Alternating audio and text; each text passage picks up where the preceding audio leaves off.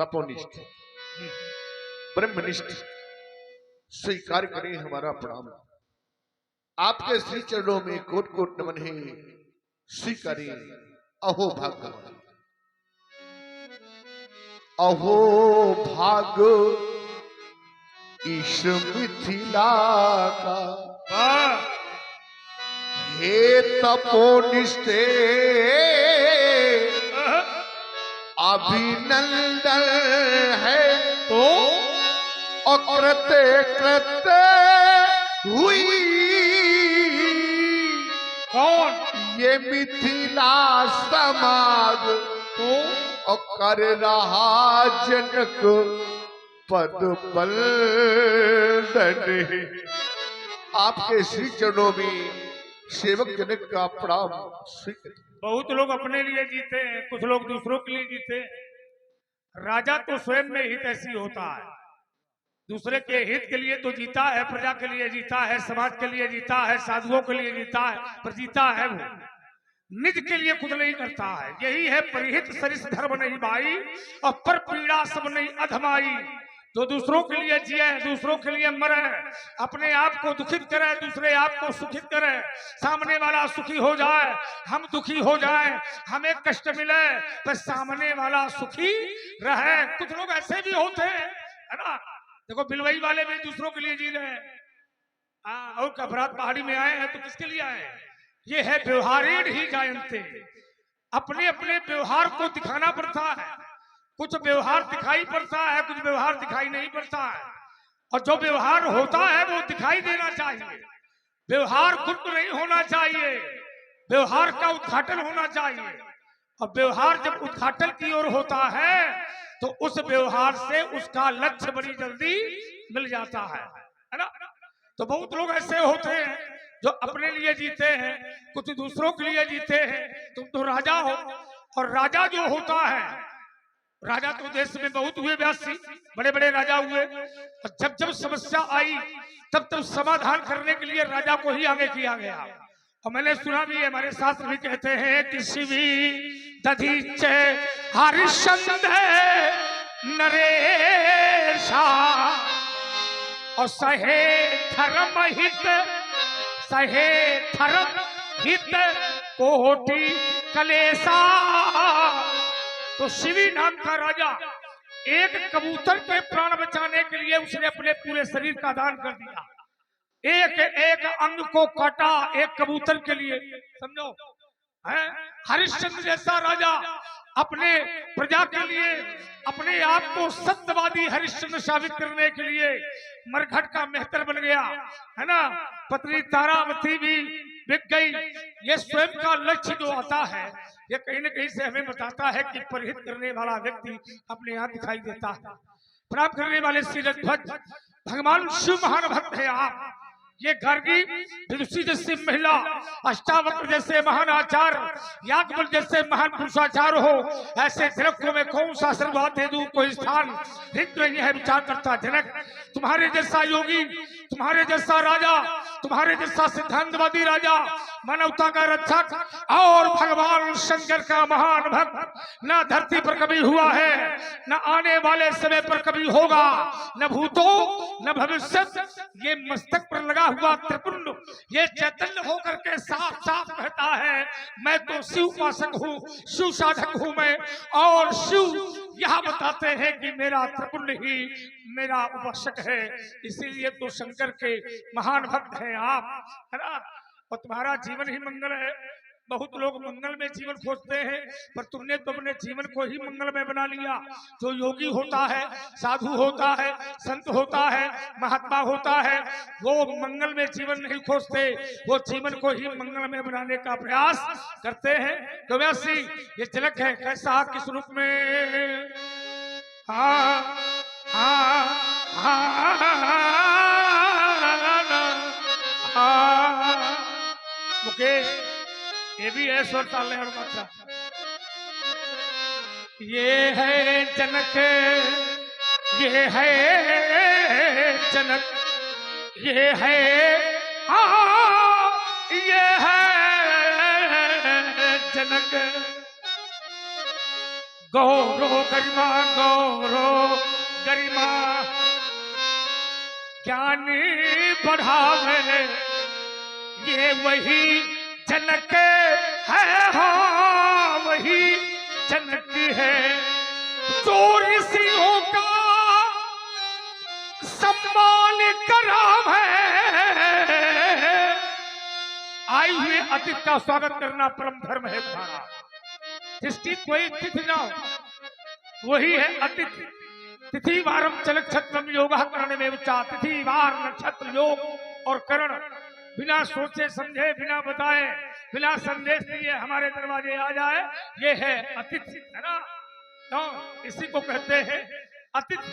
और जिसको बुलाया जाए, हाँ वो है मुख्य अतिथि। आगे देखो बात है ना, जिसको बुलाया जाए वो है मुख्य अतिथि, क्योंकि उसकी एक तिथि निश्चय है। और जो तिथि निश्चय हो जाती है वो आया हुआ अतिथि जो होता है वो मुख्य अतिथि के रूप में ही आता है ना? प्रणाम करने वाले श्री ध्वज वो मुख्य अतिथि है और उसका स्वागत करना ये हमारा धर्म है। और उससे भी बड़ा स्वागत करना है जो बिना बुलाए आया है, उसका भी बड़ा धर्म है। ऋषियों का सम्मान करावे, ये वही जनक है, हाँ वही जनक है जो धरती से हाँ से कन्या उपजावे। देखो मेरे देश का व्यक्ति, बहुत लोग ऐसे होते हैं जो धरती से मक्का पैदा करते हैं, गेहूं पैदा करते हैं, पर यहाँ भारत का राजा जब सोने का हल लेकर के खेत में जाता है तो न गन्ना पैदा करता है, न मक्का, न गेहूं, न चना। ध्यान रखो। और इसी देश का राजा जब कंधे पर हल लेकर के खेत में जाता है, धरती पर चलाता है, तो धरती से कन्या को पैदा करता है। कन्या 18 पुराण, 6 शास्त्र, 4 वेद बनाए गए, लेकिन कोई पुराण ऐसा आज तक नहीं बना जिसमें कोई राजा धरती से कन्या को पैदा कर सके। पर ये राजा धरती से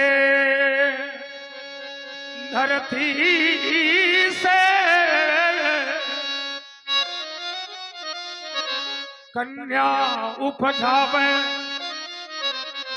ये वही जनक है, हाँ वही जनक है जो घर बैठे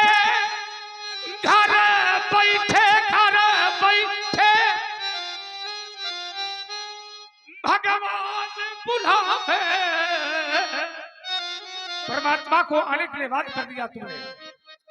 संसार का जीव, संसार का मनुष्य मंदिर में जाता है, रोज घंटा बजाता है, रोज आरती करता है, रोज स्वाहा स्वाहा करता है, पर बड़े महापुरुष राजा है आप तो कभी मंदिर नहीं जाते, कभी घंटा नहीं बजाते, कभी स्वाहा स्वाहा नहीं करते, कभी आरती नहीं करते, कभी फूल नहीं चढ़ाते, क्योंकि तुम अष्टांग योगी हो, 8 योगों में निपुण हो, 8 योगों में निपुण है। यम नियम आसन प्राणायाम प्रत्याहार ध्यान समाज से अलंकृत है आप।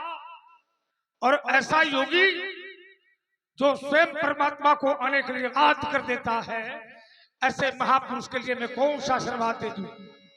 3 और 5 में जगते हो, 3 और 5 के बीच में होता है ब्रह्म मुहूर्त।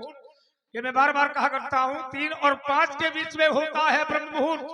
और जो योगी लोग होते हैं वो 3 और 5 के बीच में जग जाते हैं, और जो भोगी होता है वो 5 के बाद जगता है। जाकर योगी परमार्थी प्रपंच में योगी 5 के बीच में जग जाता है। 3 और 5 होते हैं 8 होते हैं योग। यही है अष्टांग योगी। तुमने प्रणाम किया, मेरा आदेश और मेरा आशीर्वाद तुम्हारे प्रति है। तुम सदा प्रजा की सेवा करना,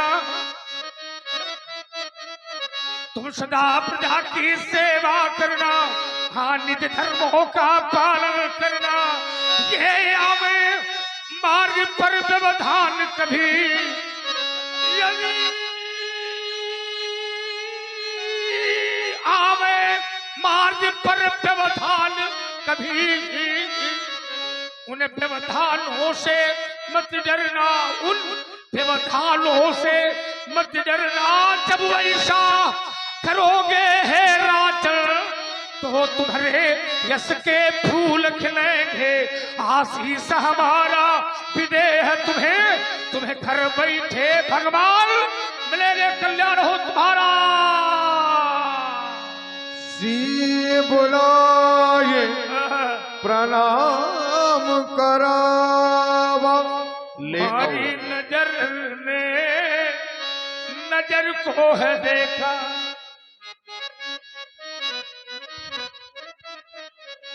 तुम्हारी नजर ने नजर को है देखा, ये नजर की ये राह तो नजर कह रही है। किसी ने कहा था मिलन ये हमारा, हमारा तुम्हारा, तुम्हारा हमारा। ये अब रही जिंदगी तो मिलेंगे दोबारा, तो फिर मिलन ये हमारा तुम्हारा हमारा। प्रणाम करो बेटी, ये भगवान परशुराम जी हैं, नतमस्तक होकर प्रणाम। एक बार मैं कैलाश में गया था, भगवान शंकर के सभी पर बैठी थी, झांकी का दर्शन किया था मैंने। सुबह पर विराजमान ब्रह्मा के सभी पर बैठी हुई ब्रह्माणी का दर्शन किया था मैंने। क्षीर सागर पर लेटे भगवान विष्णु के चरणों को दाबती हुई माता लक्ष्मी का दर्शन किया था मैंने। आज मैं इस कन्या की ओर देखता, मुझे ऐसा लगता मानो यदि आना था तू, यदि आना था आई हो, यदि आना था बताना था मुझे माँ तू, ये श्रृंगार करी हे माँ तू, तुम्हें मिथिला नहीं आना था, यदि धरना था तुम्हें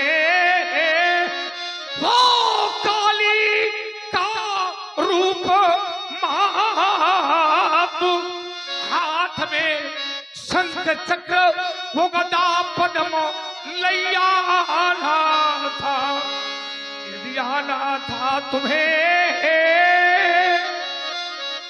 वहां पे कुंठ छोड़ मातु, तो साथ में अपने पति रमापति साथ लाना था। आप आई और मिथिला में आपका पदार्पण हो गया।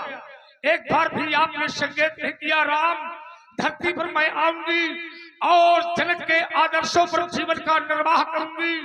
एक बार भी आपने संकेत नहीं किया। यदि आपको धरती पर आना था तो एक बार इस राम से कहना था मैं धरती पर आऊंगी और मेरा तुम्हारा मिलन होगा। पर मेरी दृष्टि आपके मस्तक की ओर गई और मेरे नेत्रों ने देखा, मेरा हृदय कहता है एक स्नेह के भाल बिंदु पर वह क्रांति सूत्र का भाषण लिखा। इसने इसके इस प्रगट मंक पर वह लंकापति का नाश लिखा। यह तेरे इष्ट जीवनी सिंह, यह अनुसुईयासी कौन, हे जनक यह सुता बतलावो, यह सुंदर कन्यासी कौन है, कहां से है पाई अब जनक तुम बताओ। ये सिया की कहानी मधुर तुम सुनाओ। गगन से चली है, गगन से जली है, धरा से मिली है, गगन से जली है, धरा से मिली है। अब सुनाओ जनक की, अब सिया की कहानी बताओ जनकिया वो कथा वो पुराण। हल्का का परिचय करवाओ। ये कन्या तुम्हें कहाँ से मिली है, किन वर्षों में प्राप्त हुई है तुम्हें ये कन्या सिरध्वज? क्यों नहीं महाप्रभु, इस बालिका के जीवन के संदर्भ में एक करुण कहानी है, आप श्रवण करें, सुने महाप्रभु।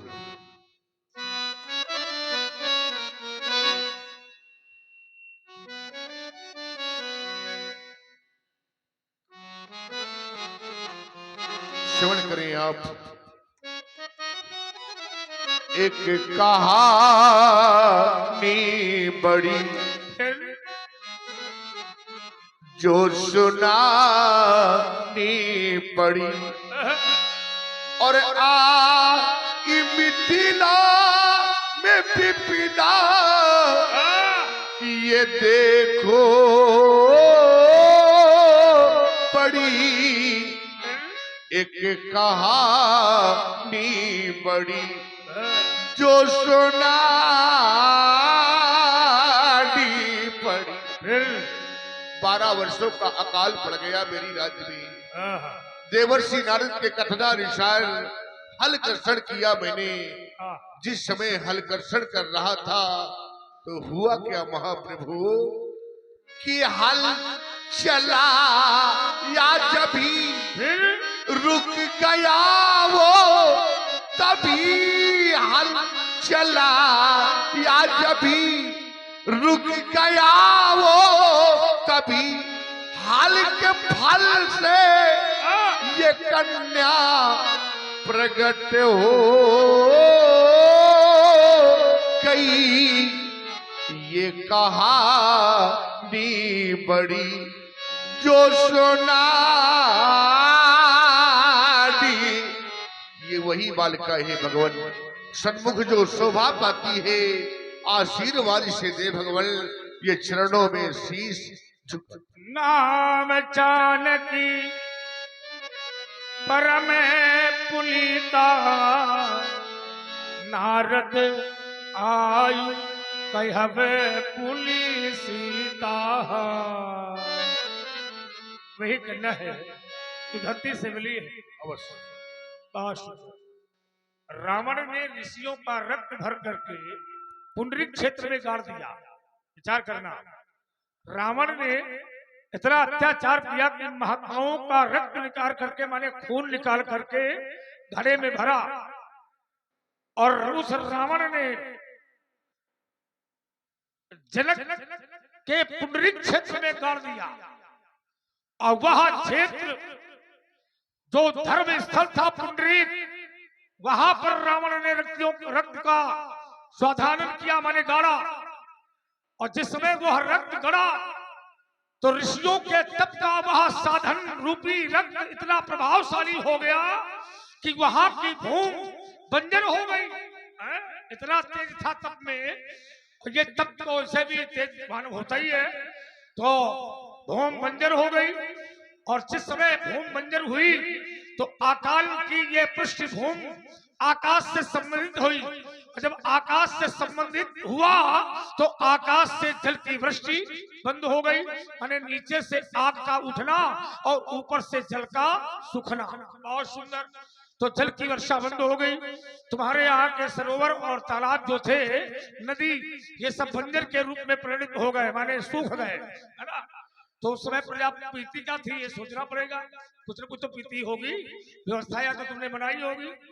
जो मेरे राज्य में था जी, जलाशय, हाँ, और जो पीने के खाने के साधन थे उनकी मैंने व्यवस्था राजकोष मैंने सब खोल दिया था प्रजा के लिए। वाह, वही सब चलता रहा। बहुत सुंदर। तो ये कन्या जो है तुम्हें धरती से मिली है। देवर्षि नारद के कहने पर तुमने सोने का हल चलाया, सोने का हल चलाया। और देवर्षि नारद ने कहा कि साथ में पत्नी को भी लेना है। हाँ, साथ में रानी। अच्छा ये बताओ, अगर कृषि करने वाला किसान अगर अकेले जाकर के अगर खेती करे और पत्नी को न ले जाए तो क्या भूमि शोधन नहीं हो सकता?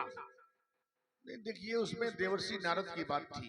देवर्षि नारद ने कहा था कि कोई भी कार्य हो, यज्ञ हो, पत्नी के साथ में न होने से पूर्ण थोड़ा माना गया है। अगर कोई भी शुभ कार्य करते हैं साथ में पत्नी को लाना जरूरी होता है। देवर्षि नारद ने कहा था ये यज्ञ ही है। यज्ञ कर रहे थे, बलाहक यज्ञ किया था मैंने। बलाहक यज्ञ यानी मेघों को प्रसन्न करना। मेघों को प्रसन्न करने के तुमने लेने के लिए, माने मेघ प्रसन्न हो जाए अवश्य तो जल की वर्षा कर देंगे, बिल्कुल। और जल की वर्षा हो जाएगी तुम्हारे यहाँ का काल समाप्त हो जाएगा। मैंने हल तो रानी सुनैना को तुमने बनाया क्या? रानी सुनैना को वृषभ बनाया। वृषभ माने बैल। हाँ। बैल तो तुम भी बन सकते थे। हाँ। तो सुनैना को क्यों बनाया? देखिए उसमें जो देवर्षि नारद के कथनानुसार मैं बन सकता था, लेकिन कारण था। कारण था कि रानी सुनैना को वृषभ बनना था। और तुम्हें बोला था, मुझे बोला वो जोत रही थी। वो वृषभ बनी, मैं कृषक बना। कृषक जोतता है कि बोता है? बोता है। हाँ बोता है। बहुत सुंदर। क्या नाम है इसका? सीता। सीता। बहुत सुंदर। कितने वर्ष की बालिका है ये? ये इस समय 18 वर्ष की है। इस समय। अच्छा, तुमने पाला कितने साल? 6 वर्ष। 6 वर्ष पाला तो 18 कैसे हो गई? इसका भी कारण क्या? लोग कह देते हैं कि महाराज 6 वर्ष की आयु में पुत्री का आपने ब्याह कर दिया। 6 वर्ष की आयु नहीं है। 12 वर्षों तक अकाल पड़ा मेरी राज्य में। ये 12 वर्ष घड़े में रही सजीव अवस्था में। सजीव अवस्था में? सजीव अवस्था माने चैतन बोलती हुई 12 वर्ष तक घड़े के अंदर रही। और 6 वर्ष मैंने लालन पालन किया। 12 6 18। तो ये अकेले थे कि और भी कुछ मिले थे? साथ में 2 पुत्र भी थे। उनका क्या नाम था? ज्ञान और वैराग्य नाम के पुत्र थे। मैंने उनको छोड़ दिया। उनको क्यों छोड़ दिया तुमने? क्योंकि ज्ञान वैराग्य की मिथिला में जरूरत नहीं है। क्यों हो? पुर नर नार सुभग सुसंता धर्मशील ज्ञानी गुणवंता। देखो ऐसा है, हमें बुद्धि से कमजोर न समझो। पुर नर नार सुभग सुसंता धर्मशील ज्ञानी गुणवंता। तो तुमको ज्ञान को छोड़ देना चाहिए, लेकिन वैराग्य तो होना चाहिए। अरे भाई, मिथिला की समाज ज्ञानी है। पुर नर नार सुभग सुसंता धर्मशील ज्ञानी गुणवंता। तो मिथिला के नर नारी ज्ञानी है, लेकिन वैरागी थोड़ी है। तो वैराग को ले लेना चाहिए, ज्ञान को छोड़ देना चाहिए। भाई तुम ज्ञानी हो, मिथिला की नर नारियां ज्ञानी है, अच्छी बात है, लेकिन वैराग को तो लेना चाहिए। वैराग को तुमने क्यों त्याग दिया? अरे महाराज वैराग भी है। कहाँ? ज्ञान और वैराग दोनों है मिथिला में। कैसे है? ज्ञान मैंने बताया आपको, और वैराग भी है। क्या? साहजो विरागे रूपो मनो मोरा। अच्छा। और थकीते होत जिमी चंद्र शकोरा। तो वैराग भी है, ज्ञान भी है, इसलिए दोनों को छोड़ दिया। माने तुम्हारे अंदर वैराग्य है। बिल्कुल। बहुत सुंदर। तो इसलिए तुम्हारे जीवन में वैराग्य था, इसलिए सहज होने के कारण तुमने ज्ञान वैराग को छोड़ दिया। बहुत सुंदर। व्यासी बालिका दिव्य है, यंत्र और मंत्र साथ में चलते हैं। मेरा आशीर्वाद बालिका के प्रति है। बनोचल का गौरव सीता, पर तू वसुधा का समान बन गई। गगन छोड़ धरती पर आई, पर तू जल जल की जान बन गई। सदापति की सेवा करना, निज धर्मों का पालन करना। आशीष हमारा अब है सीते, तू अखंड सौभाग्यवती रहना। हिलते जुलते मिलते चलते, हिलते जुलते चलते मिलते, यह सास ससुर सेवा करना। आशीष हमारा ए जनक लली, तू अखंड सौभाग्यवती रहना। अखंड सौभाग्यवती भव, ये मेरा आशीर्वाद है। हाँ, ये कौन है? ये सीता की सखियां हैं। सीता की सखियां और मेरी बेटियां हैं। तुम्हारी बेटियां हैं? अष्ट सखियां हैं। नहीं, तो सीता की सखियां हैं, तुम्हारी बेटियां हैं। तो फिर सीता की सखियां क्यों हैं? फिर तो इनको बहन होना चाहिए। नहीं, बात ये नहीं, आप समझे नहीं। हम नहीं समझ रहे तो समझाओ। हम लोग 10 भाई हैं। अच्छा ठीक है। हमारी 3 माताएं हैं। 3 माताएं हैं। 3 माताओं में हम लोग 10 भाई हैं। ठीक। अपनी माँ के सुधा के हाँ। मैं और मेरा छोटा भाई कुशध्वज कुशध्वज। और सदा से महिमंगल बलाकर तेज रथ और महावीर 4 ये अरबर्धन कपातु नेपाल धन 4 सुधा सदा सर्वदा से तो 8 और 2 10 भाई हो गए। उन 8 भाइयों की एक एक पुत्रियां माने सुधा सुधा और सर्वदा। तो इन 3 माताओं से सदा से 2 भाई हम हुए। 2 भाई हुए और सुधा से 4 और सदा सर्वदा से 4 तो बने 10। हाँ 10 हो गए। 8 भाई जो थे तो उनकी 8 की एक एक बेटियां एक एक बेटी 8 भाइयों की सीता की सखी के रूप में बनी। अच्छा, अष्ट सखी। वाह। तो इनमें विशेष सखी कौन है? ये चतुर्सखी है। कौन बनी? आपके समक्ष खड़ी है। तो आशीर्वाद हमने सीता को दे दिया। चारुशीला नाम है इसका नाम है चारुशीला। तो चतुर है। तो 4 काम चतुर होंगे। महिमंगल की पुत्री है। 4 काम सुन लेना ध्यान से, हम नहीं कह रहे। चतुर सखी लख कहा बुझाई। अर्थात ये चतुर सखी है और चतुर सखी के 4 काम विशेष चतुर होते हैं। तो जरा अपनी बेटी से कहो वो 4 काम हमें गिनाओ। गिना भी दे। नहीं गिनवाओ। ले बेटी बता। 4 काम। बिल्कुल। जानकी जी का श्रृंगार करती हूँ। बहुत सुंदर। मैं इनकी सेवा में रहती हूँ। वाह। श्रृंगार करना प्रथम तुम्हारी श्रेणी हो गई जी। तो पहले कार्य कौन सा होता है? स्नानम। सबसे पहले तो स्नान श्रृंगार और इसके बाद भोजन में भी व्यवस्थित। जी भोजन की भी व्यवस्था करती हूँ और जब शयन होती है तो सेवा करती हूँ। वाह। तो 4 काम चतुर है जी। ये दोनों बेकार है? नहीं, ये भी काम की है। बेकार का है।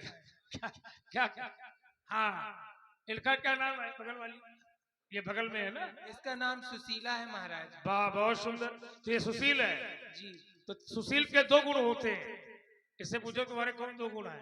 इसमें 2 गुण और ज्यादा है। हाँ नहीं वही नहीं। बहुत बढ़िया। और ये भी सखी है महाराज। बहुत सुंदर। नाम क्या है? ये लक्ष्मणा है। ये लक्ष्मणा है। जी महाराज। बहुत सुंदर। तो लक्ष्मणा के 4 लक्षण विशेष बताओ। लक्षण महाराज इसका सबसे लक्षण मुझे अच्छा लगता है, ये ज्यादा नहीं बोलती नहीं, बहुत शांत रहती है। मुंह को जी बहुत सुंदर। ये तो सभी प्रकार की व्यवस्था बन गई कि बोलना नहीं है। अच्छा त्यागी है और सुंदर। ले जाओ बालिका को ले जाओ। प्रसन्न रहो, मस्त रहो, हमारा आशीर्वाद है। कल्याण हो, लंबी आयु हो तुम्हारी। ले जाओ। दीन सखी हरसानी बहुत सुंदर। निज समाज ले गई सयानी। विश्वामित्र मिले